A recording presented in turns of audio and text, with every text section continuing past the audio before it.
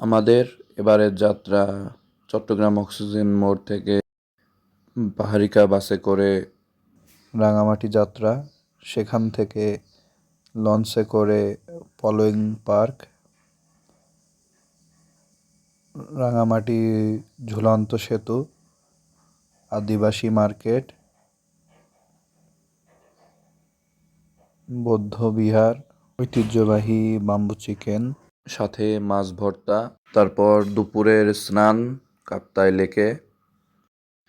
Unique পরিবহনের ticket কেটে চলে আসলাম ঢাকায়। আমাদের এবারের যাত্রা রাঙামাটি। অক্সিজেন মোড়ে পাহাড়িকা।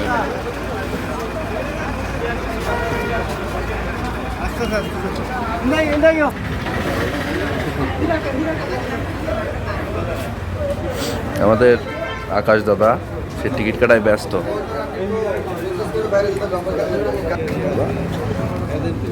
গাড়ি কোনটা? আমাদের টিকিট তো পাহাড়িকা গাড়ি।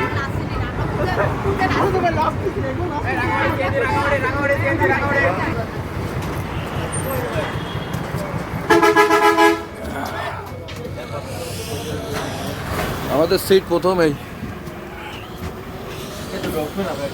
এই দুইটা আর এই একটা একদম প্রথমে সিট। কোথায়? কোন রাস্তা? ওই জায়গা নাই।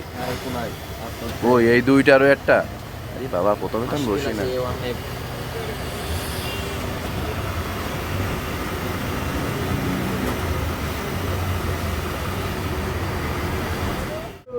হ্যালো গাইস, চট্টগ্রাম অক্সিজেন মোড় থেকে পাহাড়িকা বাস কাউন্টার, এখান থেকে টিকিট কিনে এখন বাসে উঠলাম। জনপ্রতি 170 টাকা করে দিল। আমাদের সিট পড়ছে প্রথম দুইটা, পিছনে একটা। দেখি কত সময় লাগে। বাস ঠিক 7:30টায় ছেড়ে গেল। অক্সিজেন মোড় থেকে পাহাড়িকা গাড়ি সকাল 6:30 থেকে সন্ধ্যা 6:30 পর্যন্ত চলে। পথের মাঝে আর্মিদের চেকপোস্ট পড়বে, সেখানে আপনাদের ভোটার আইডি কার্ড কিংবা পাসপোর্ট থাকলে সেগুলা দেখাইতে হবে। পৌঁছে গেলাম রাঙামাটির শেষ স্টপেজ রিজার্ভ বাজার। এখানেই আপনাকে নেমে যেতে হবে।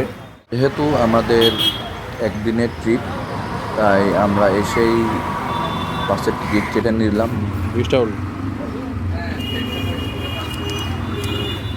কত করে নিয়েছে? এই যে 870 টাকা। 170। 3টে 2610। রাত 1000টায় গাড়ি আমাদের। সিট পিছনে, দুঃখের বিষয়। আমাদের আসতে দেরি হয়ে গেছে, সকালেই করেছি, তাও আমাদের ওখানে পাইছি। রিজার্ভ বাজার থেকে আনুমানিক 10 মিনিটের হাঁটা পথে আপনারা পৌঁছে যাবেন লঞ্চ ঘাটে। সেখান থেকে দরদাম করে লঞ্চ ভাড়া করে নেবেন এবং কোথায় কোথায় ঘোরাবে সেইগুলাও সঠিকভাবে যাচাই করে নেবেন।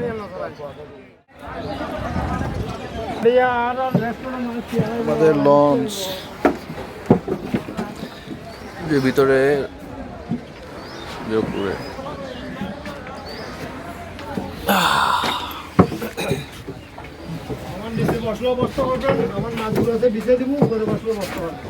উপরে বসবানে। আমরা যে লঞ্চ ভাড়া করছিলাম তার নাম ছিল শাহাবুদ্দিন বোট সার্ভিস।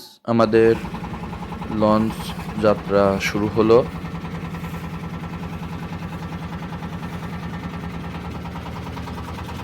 কাপ্তাই লেকের অপরূপ সৌন্দর্য এখন থেকেই দেখা উপভোগ করতে থাকলাম।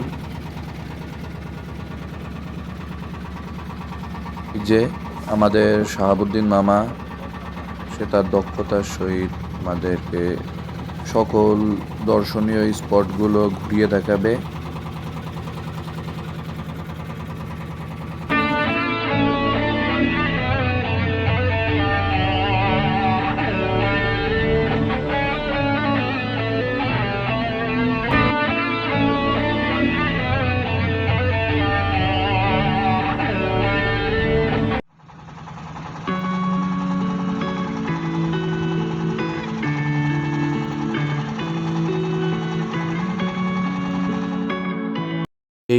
অপরূপ সৌন্দর্যের কাপ্তাই লেক দেখতে যতটা নাই সুন্দর, পেছনে লুকিয়ে আছে হাজারো মানুষের দুঃখ বেদনার স্মৃতি।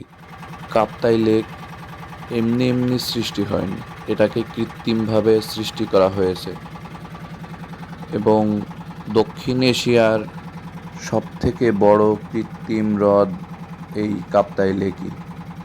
কাপ্তাই লেকের গভীরতা অনেক, আনুমানিক প্রায় 70 থেকে 80 ফুট এরও বেশি। আমরা দেখতে দেখতে পৌঁছে গেলাম আমাদের প্রথম স্পটে, যার নাম ছিল পলোয়িং পার্ক, যেখানে আপনাদের ঢুকতে জনপ্রতি 40 টাকা করে টিকিট পড়বে। পলোয়িং পার্কে প্রায় 40 মিনিট ঘোরাঘুরি করে চারিদিকের দৃষ্টিনন্দন সব কিছু দেখে আমরা আবার বেরিয়ে পড়লাম। এখন আমাদের গন্তব্য রাঙামাটির সেই ঐতিহ্যবাহী ঝুলন্ত সেতু।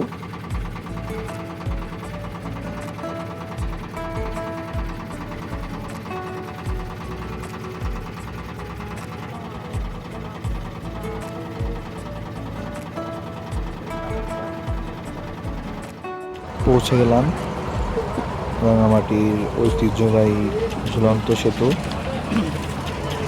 দেখুন কি অপরূপ সৃষ্টি। ঝুলন্ত সেতুতে উঠতে জনপ্রতি 20 টাকা করে। ঝুলন্ত সেতু মূলত দুইটা দ্বীপের মেলবন্ধন, যেখানে হাজারো টুরিস্ট ঘুরতে আসে। এখানে আপনারা টুরিস্ট বোটও পাবেন। আমরা এখান থেকে আনারস কিনলাম। প্রতি পিস আনারস 10 টাকা করে নিয়েছিল। খেতে অনেকটাই সুস্বাদু ছিল। ঝুলন্ত ব্রিজ ঘোরা শেষে এখন আমরা যাব আদিবাসী মার্কেট এবং তার পাশাপাশি বৌদ্ধ বিহার।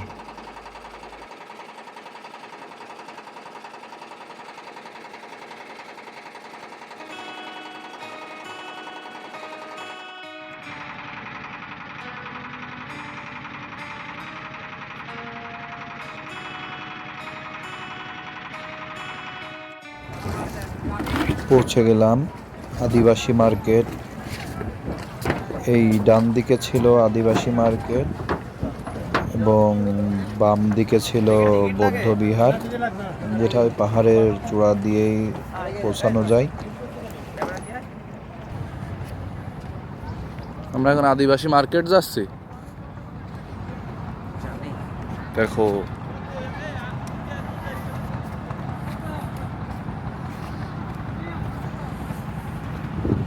এটা ছিল বৌদ্ধ ধর্মাবলম্বীদের উপাসনালয়, বৌদ্ধ বিহার, এবং এটা আদিবাসী মার্কেটের ক্লিয়ার করলি ওঠার রাস্তা।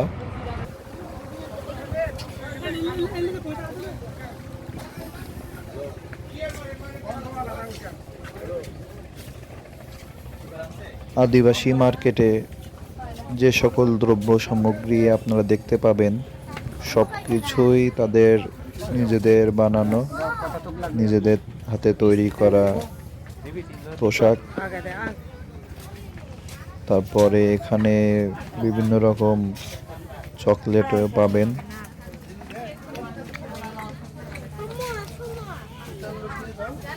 আনারসের এতটাই প্রেমে পড়ে গেছিলাম, যেখানেই পাচ্ছিলাম সেখান থেকে একটু একটু করে টেস্ট করে নিচ্ছিলাম। আদিবাসী মার্কেট থেকেও আমরা আনারস খেয়ে দেখেছিলাম, অনেকটাই সুন্দর ছিল এটাও। যেহেতু এত কষ্ট করে আসা আমাদের এই আদিবাসী মার্কেটে, তাই আমরাও কিছু দ্রব্য সামগ্রী কিনে নিলাম। এত জলরাশির লোভ সামলাতে না পেরে জলে একটা ডুব দিয়েই নিলাম। জল অনেক গভীর ছিল, আর অনেক ঠান্ডাও ছিল।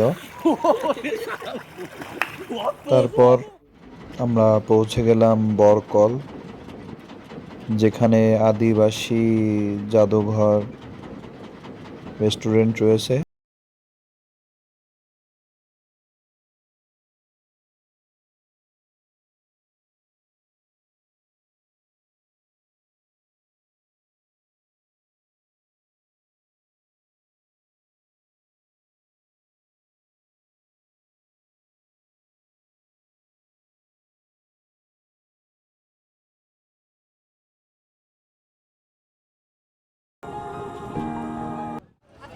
ঘুরতে আসা সকল দর্শনার্থীরাই এখানে এসে তাদের দুপুরের লাঞ্চ সম্পন্ন করে।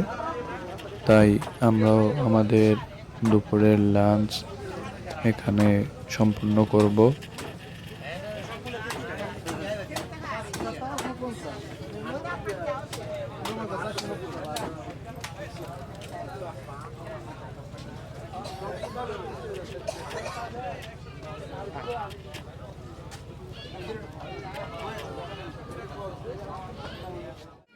রেস্টুরেন্টে এসে আমরা আমাদের খাবার অর্ডার করলাম। আমরা অর্ডার করেছিলাম ঐতিহ্যবাহী বাম্বু চিকেন, মাছ ভর্তা, ভাত, ডাল এবং সবজি। জনপ্রতি পড়েছিল 200 টাকা করে।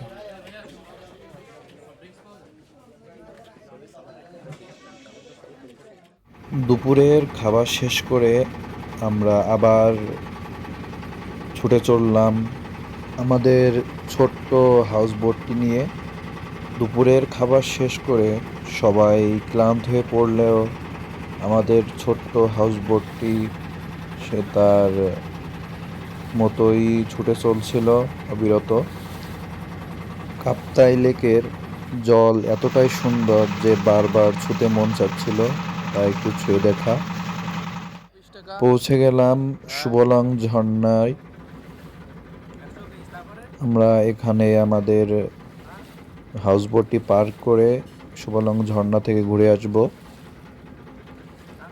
যাচ্ছি সুবলং ঝর্ণা, চলো ঘুরে আসি সেখান থেকে।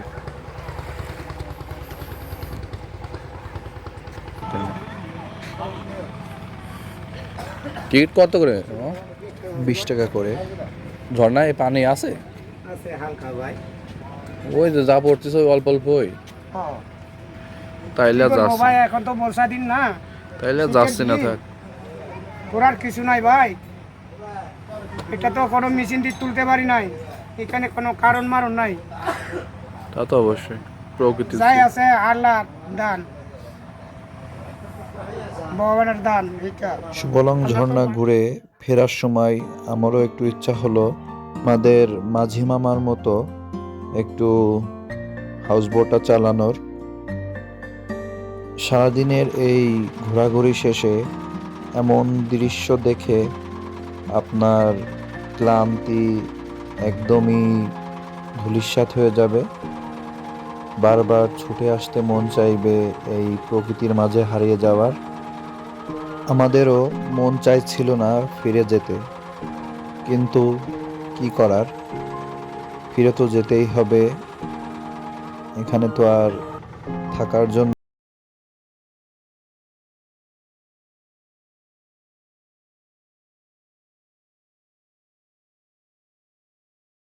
সময় হয়, সুযোগ হয়, তো এভাবেই কোথাও হারিয়ে যাব নতুন কোনো অজানায়।